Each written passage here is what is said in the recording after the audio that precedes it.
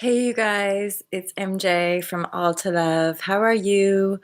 I felt really inspired this morning to talk about idol worship as a construct in our culture, which I believe is disempowering to us as human beings. And it is one of those systematic illusions that can kind of keep us trapped in the illusion and keep us feeling disempowered. And I say this with a kind of lightness around it because all this sort of stuff around spiritual awakening and becoming more aware, it can all be really sensitive to us when we're feeling things like shame and guilt. It's really like, and that's I think why compassion. I was having this thought yesterday when I was driving around that we're going from this blind consumerist capitalist um, drive, and almost for survival, we're having to shift into, can we just find compassion for the insanity of life? And can we permission one another to move into the miraculousness and the mystery? So, this knowable world and mechanistic worldview, which isn't really serving our well being anymore, nor our expansion, into compassionate perspective that allows us to expand and heal and just feel like more joyful, harmonious human beings. Hey, Bianca Fish, how are you? So, the reason I wanted to talk about idol worship, and it was just basically a conversation I was having last night about all this inner work, has brought myself and one of my close friends to this place of like, not even being starstruck. Like, I wouldn't be starstruck by people. Well, I don't really watch any mainstream media anymore, or the news, or even movies. So, like, I have no, or music even. I'm guided to everything I engage with. So, like, I don't know who the newest pop star is, and I don't know who, like, the new big movie star is, or even what programs and agendas are being pumped out, because to me, in as far as like the Hollywood mind control stuff, it's kind of all the same agenda. It's divide and conquer. It's drama fueled human experiences, which is why a lot of us, when we were programmed by Hollywood, were having to work out all of these kind of drama fueled programs of affairs and cheating and deception, because we're programmed to act it out, you could say. And another element in my life that I'm looking at is the Walt Disney program of happily ever after, and this idea that my life is not going to be complete until I meet Prince Charming. And I don't want to diss on love, because I do genuinely feel like we all desire that connection and all of that. I'm really sitting with this idea of like, but I can just be full and complete. And it's a really beautiful feeling as a woman in this world to feel like childlike and innocent and curious. Like when we're a kid, when we're a little kid before puberty, we're not like looking at the boys for validation. We're just all kids and we're all just playing, right? And I feel in my own existence, I'm coming into this sense of balance and remembering, like, oh, yeah, I'm just like this being and I can play and I can have fun. And once we work up to that level of, I think, respect and deservingness, the whole game changes, you could say, around love and romance and sexuality, because how we how we tune into ourselves is really the juice of life. Okay, I digress. I want to talk about, this is a really simple little insight around idol worship, and a lot of you guys on the path will probably resonate with it. But we go from like mainstream media obsession, right? So we're idolizing movie stars, idolizing rock stars, idolizing the people that are put out there in the media as like, these are the special people, right? And we're all kind of taught. Now, the reason this hooks us in is because with the illusion of separation, all of us inherently have a wound of separation, a wound of not belonging. We don't know why we're here. We don't feel like we belong here. And so, based on that wound, you could say that systematically and it goes both ways, but the system kind of feeds off that wound and then perpetuates it by like dangling this idol, right? Justin Bieber, be like Justin Bieber, be like people that exactly the people that made it. And I'm personally starting to see through all of it, and instead I'm just seeing the subtle programming of it and how we all want to be like this rock star. We all want to have this life. And I'm aware that we don't know what their lives are really like. We don't know what deals they made or what happened in the background to be a star, right?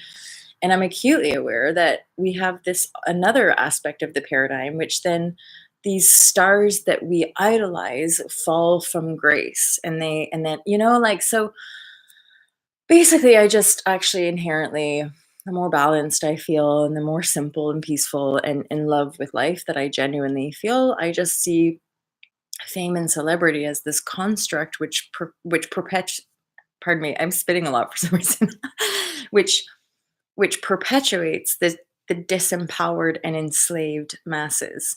And on a certain level, I actually still believe that a lot of the puppet politicians and the puppet celebrities, they're actually enslaved as well. They just are given stuff. But the stuff doesn't like make me more money necessarily. I want to be more like me, whatever that is. I'm gradually finding out. That's the fun journey. Yeah, exactly, John Beanie. Like, me too. Like this place of just childhood innocence, and like I love who I am inside, and I love the integrity and the power and the feelings and like what I work with and how I work with my physical reality, and I love my like ability for that uniqueness to just kind of shine through, and hence idol worship of like I honestly don't think I'd um yeah, be starstruck at all because people are just people. And oh, okay, and so this is like the piece relevant to my channel and a little bit my journey because people perceive me as like a spiritual person, even though to me I'm just like a person because we're all like of the essence, right? I was thinking about part of my journey with yoga and meditation and different things like that, and how I understand yoga practice or any energy and spiritual practice is like the altar, like the connection, the yoga. Yoga is a practice that takes place inside. So you can't power over, you can't use it to dictate, you can't use it to imprint people or program people, right? And so, because of our culture, because it's so imbalanced and based in distortion, a lot of these things have aspects of distortion within the historical and social context.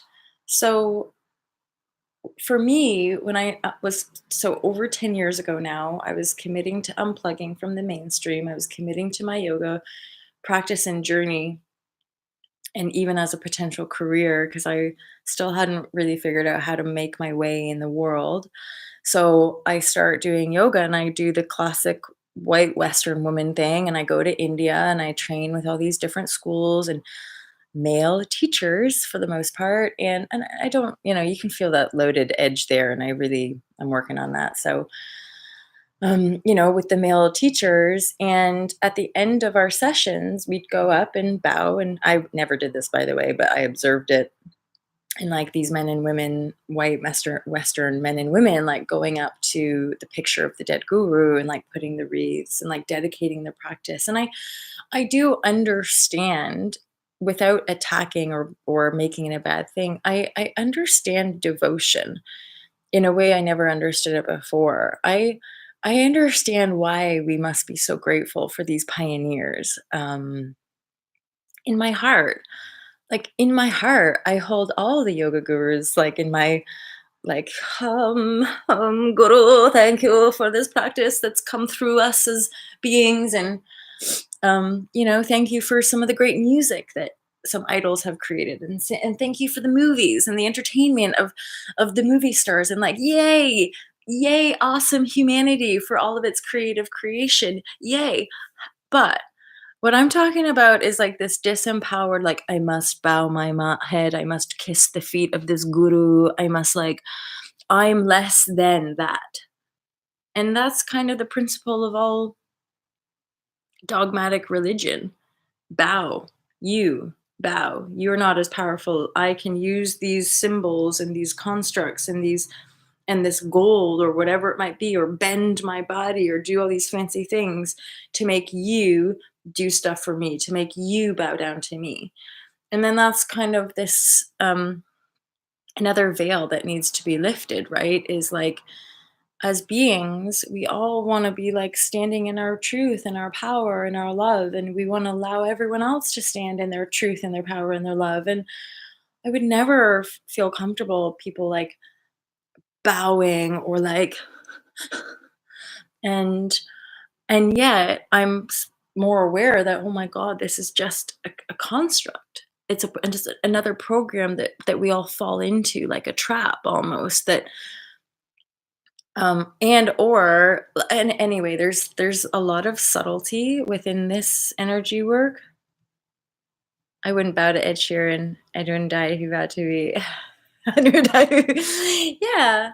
Like you just have respect, right? Like you could honor the fact that, wow, that guy plays guitar real good, and oh wow, that guy did really good things to spread his music all over the world, or he really believed in himself or whatever, right? But like he is not a better person than you. He's just another reflection.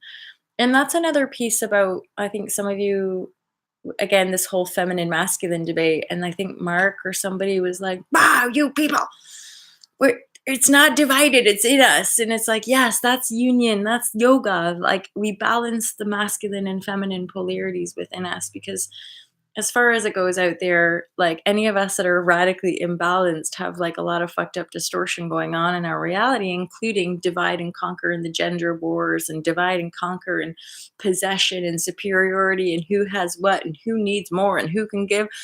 And it just becomes super tiresome, which is again why I continue to share right here, because this is a platform for me to share some of my thoughts and insights and be real with myself and you guys about like, is this accurate? Does that really work? Is that really what's going on? And I find I've joked around about this, but I think I feel like I've sort of popped out the other side of a lot of spiritual communities, including like the yoga community, because I'm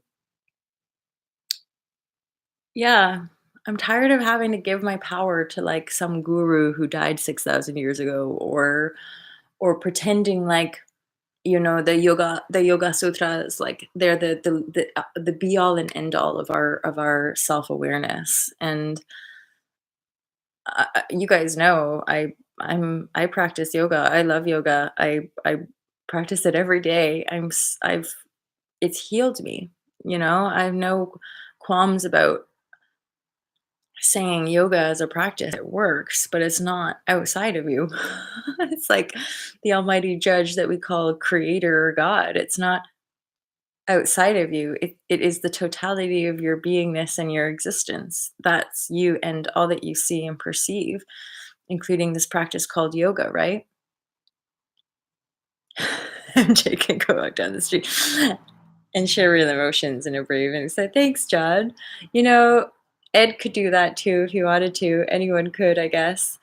Um, John, that's just making me think of the message I got from you about ascension symptoms. So thank you for that request.